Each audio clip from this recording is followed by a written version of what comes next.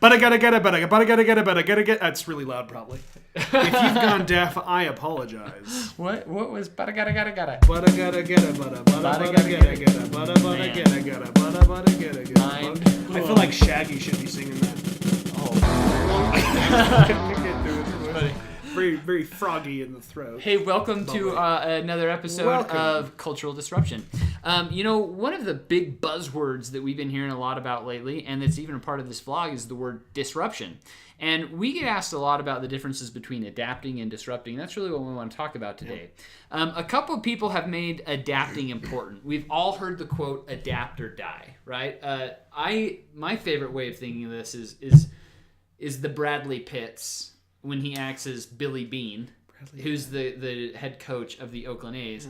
And he's talking to his assistant coach, and he just goes, adapt or die, right? Brad Pitt style. Brad Pitt, like... Super sexy. I'm super sexy, adapt or die. So I've heard. And so adapting or dying, right, is a thing. And there's a lot of other people that have said this. So you've got some famous people like Meredith Grey from Grey's Anatomy. Dr. McDreamy. But you've got Andy Grove, and you've got Charles Darwin. Charles Darwin. Yes. Monkeys are people. And adapting is good, right? But we would say you need to adapt, because if you don't adapt, your business is going to go under. So like you get forced to. And things like laws make us adapt. Like, oh, I guess we have to do this. But even better than that, disrupting. You got to disrupt yourself. Hashtag. Yeah. So here's the thing about disruption. Yes, please.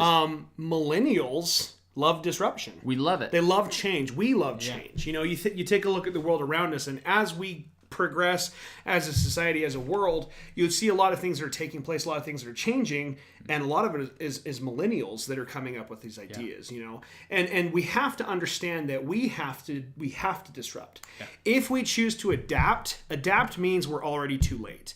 If we have to adapt to a company, that means someone who has set that pace has already beaten us. Mm-hmm. And that's where we run into issues. That's where a lot of companies run into issues. They start adapting again, which means that they're too late. They're not keeping the pace with those who are setting the pace. And the other thing about that is that if we choose to adapt rather than disrupt, there's a good chance we're going to fail. Yeah. Because that's kind of death. Totally. It's business suicide, if you will, if you can't keep up with everybody. So I had this experience. My dad gave me some really solid advice when I started my career, and he said that you should volunteer in your chosen profession. And so most of my career I've been working in human resources. And I joined a group called SHRM. It's the world's largest group of HR professionals. And I got involved, and I volunteered the best that I could. I tried to volunteer better than other volunteers, which worked. And I was actually the president of a local chapter. So special. And when you think of HR, though, what do you think about? Like the first thing that pops in my head is like old Librarian Lady. Yeah. And has like 15 cats. Why do they have so many cats? They the smell of ammonia. They like to sneeze. It's cat pee, everybody. Everybody enjoys cat pee. I like cat videos on YouTube. Those are funny. Yeah. But I'll let other people own the cats for me. But Blake, you're totally right. Like when I think of HR, I think of like the old librarian lady, because they like bureaucracy and policy, and they create a lot of red tape. And so here I was as this young millennial trying to disrupt. And I introduced a lot of new technologies and new ways we could do things that think outside of the box. And along the way, I had several naysayers that are like, you can't do this for this reason.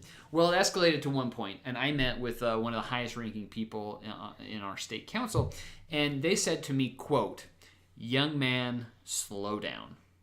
Now, as soon as a disruptor and millennial heard that, I was out. I was like, peace, I'm out of here. Like, I can't do this anymore. And I did. I totally left. And then we heard a few years later of a group called Disrupt HR. Fantastic. And you spoke at Disrupt. I did, yeah. I had the chance to speak about how finding a great leader is almost sometimes as difficult as finding Sasquatch.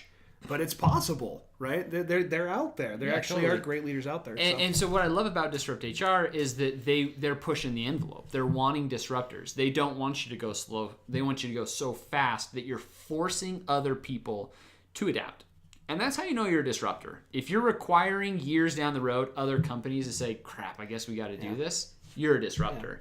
And that's what we want, right? We want to disrupt. I think it's a lot about the mindset too, how you think about things, right? There's two different ways we think. There's fixed mindset, there's growth mindset. Fixed mindset are those people who want to adapt. They want to just hit the status quo. I just want to be right here, which means they're never going to get better. They're never going to progress. Their company's never going to go anywhere, or they themselves are never going to go anywhere. Whereas the person who has a growth mindset looks for challenges, looks for opportunities, and they look at new ways of doing things. They are the ones that are setting that standard. And there are a lot of people in the world who do those kinds of things. A lot of technologies out there that are making that happen. I know that you want to talk about one of them, but we have to change how we think. It's got to be, I can't sit there and pet my cats all day, right? I could, but people are going to question, and my wife would leave me. Which we're trying to avoid at all costs. Yeah. But overall, we have to change how we think, and there are a lot of companies out there that do that. So Amazon Go is one for me that I've been researching a little bit lately, and this concept is fascinating. So you walk into a store, a brick and mortar location, you scan your Amazon app as you walk in, and it uses technology like video recognition and facial stuff to actually tell where you're at in the store and what you're picking up. So every time you grab an apple, it charges you, 50 cents for that apple.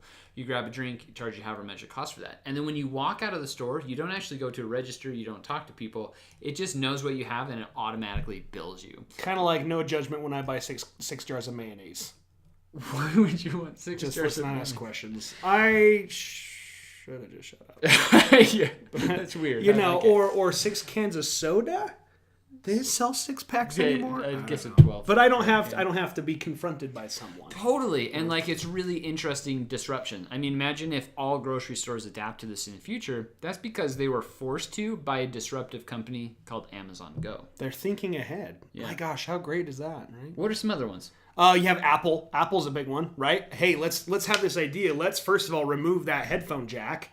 Yeah. And all the companies are like, crap, this is a great idea.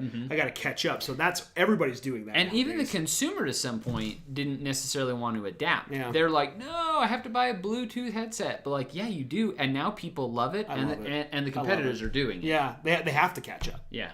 Like mustard. Like mustard and mayonnaise and ketchup. 6 jars. 6. That's a lot. I also have 7 jars of bread and butter pickles. I like it. That's gross. And then Netflix is a really common one, right? They totally put Blockbuster out of business by streaming. And I think unfortunately Redbox is not far behind. I hate to tell them that. I mean, I'd rather stream from the comfort of my couch with my mayonnaise and underwear. Yeah. But cool. I think it's bad. Okay, well guys, we would suggest don't adapt, disrupt. And I just one last thing I want to tell you is, don't let this be. I mean, obviously, as the wave of the future is coming, there's a lot of antisocial stuff happening. A lot of technology. Don't be antisocial. Still love people. Still talk to people. The secret to a disruptive culture is beholding the people that work for you. It's the secret sauce. Yeah. And that's one of the things that makes companies successful is that personal touch. But I mean, we love to adapt, or we don't want to adapt. We love to disrupt, and that's really kind of what we're trying to do. So disrupt yourself. Don't forget to subscribe.